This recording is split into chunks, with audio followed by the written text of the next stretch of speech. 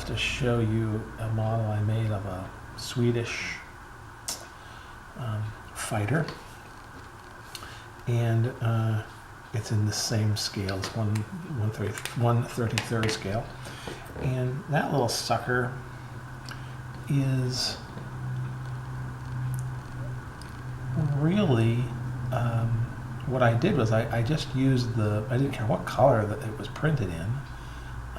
Didn't bother me a bit, because what I did was completely ignore that, and I did things like added rivet detail, I embossed panel lines on it, and then I treated it like it was a plastic model. So I put primer on it and sanded it in places, and I did all kinds of little things with it to make it look like a plastic model.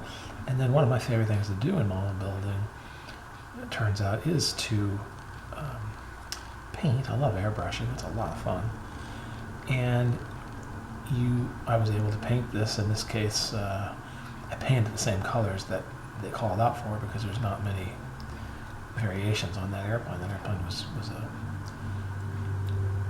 only saw a couple of variations, so it kind of makes sense.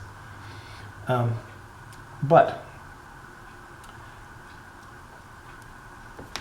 I really found out that you can treat these things just like a plastic model. You don't need to run into any trouble or have any issues at all. And when you do that, you get a really unique model. Now, my problem here is, shoot, I don't know which way this goes. Does it go this way, or does it go this way? So I'm not sure. This is where, they can't really tell in the directions, but this is where a library is helpful. So let's take a look in here and see if we can't find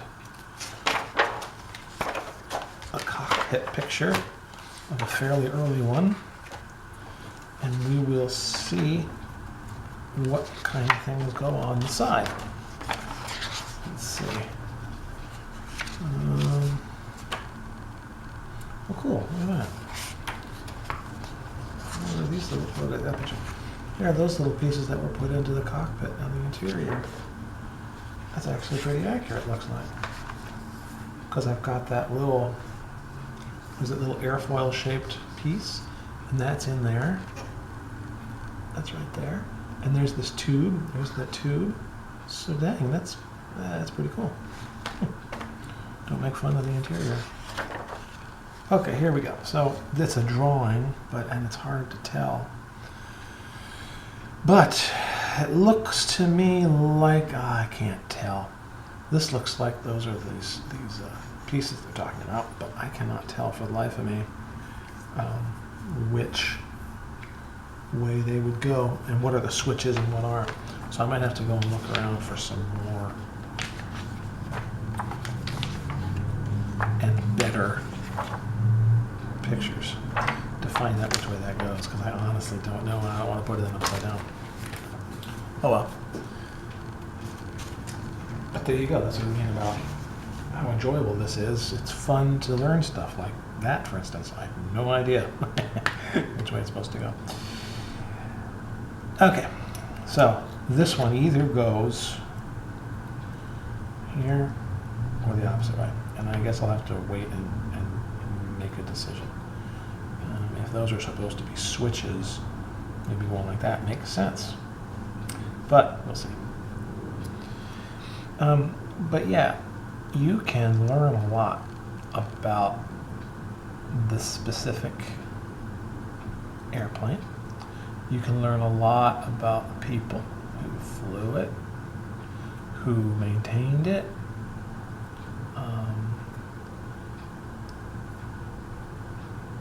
Basically, you can just learn tons of information that you wouldn't ordinarily learn about if you just assemble something and don't, or if you buy something already done. For example, you've got a nice nice piece that somebody else made for you, and that's fine. There's nothing wrong with that. At the same time, if you did it yourself, you'd know so much more about it.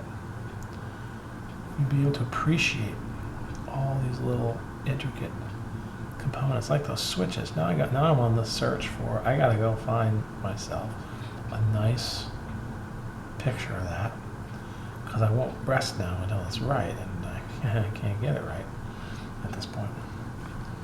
So this must fit like that. That'll look really nice. Okay. Now, one more thing that needs to be done is this other piece here. This is the other piece that goes on that other side. And this just takes a while to cut out. You just got to be real careful, and because it's really easy to rip these. So you got to sort of take it slowly, and there's lots of interior things you got to cut. No, it's not like it's impossible. You should use a straight edge, but I've done this enough that I think I should be all right. Now, having said that, I just told you that I did mess up on the other one. It's pretty easy to mess up, and I certainly did. I certainly did. So this just takes practice. What you notice, though, is again, you do many light cuts. Don't bear down immediately.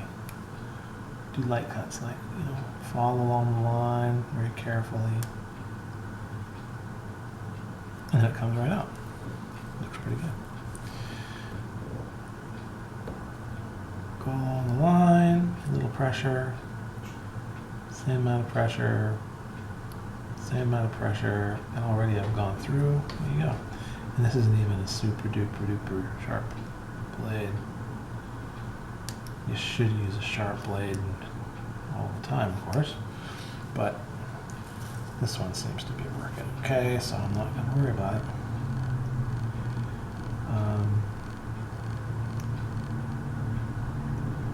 But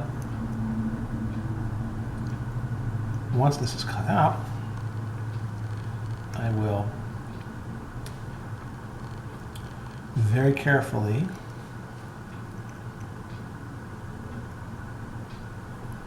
color the edges, because they do have to be colored, just like everything else. Because you will definitely see these if you don't. They'll look funny. I mean, part of it, I guess, they're hidden there because they're going down into the cockpit, into the fuselage depths. So maybe it would work, but part of me thinks that it just won't look good if you're not sure where you'll see things, or if you'll see things. It's probably best to just go ahead and color. Honestly, this is where it gets hard, because all the pieces are sort of cut out of it, and I'm trying to cut along this long slit. So I probably should be using a straight edge, but you get down to this where you're cutting through and now the whole part is starting to move. That's where you're going to get bit. That's where it's going to go off kilter, and you're going to cut something, make it short and dumb, or make a slash into it. So you got to sort of be very careful and sort of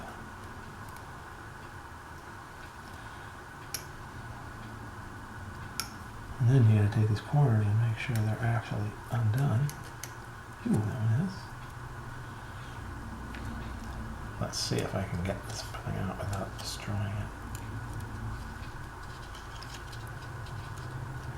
it.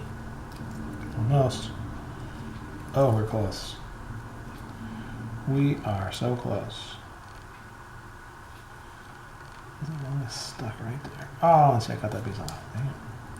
But that's okay. That won't be hard to fix because there isn't much. That won't be hard at all. Because it's not. It'll be easy to put that in. In fact, oh geez, I broke another one. In fact, it might be easier just cut them apart, cut to the chase, so to speak, cut them apart, and then you don't have to worry about being careful, and you just put them in. I lucked out on the other one. I did not break the other one, but this is good. You can see what happens.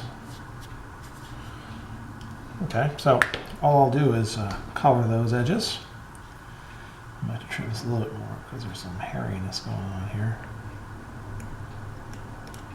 When I color it up, it'll kind of deaden itself a little bit too. But this will still fit very nicely right here. Oops. Right along those pieces, just like that. And then, see, I can very easily run this guy along there and this guy along here, and it will look just fine.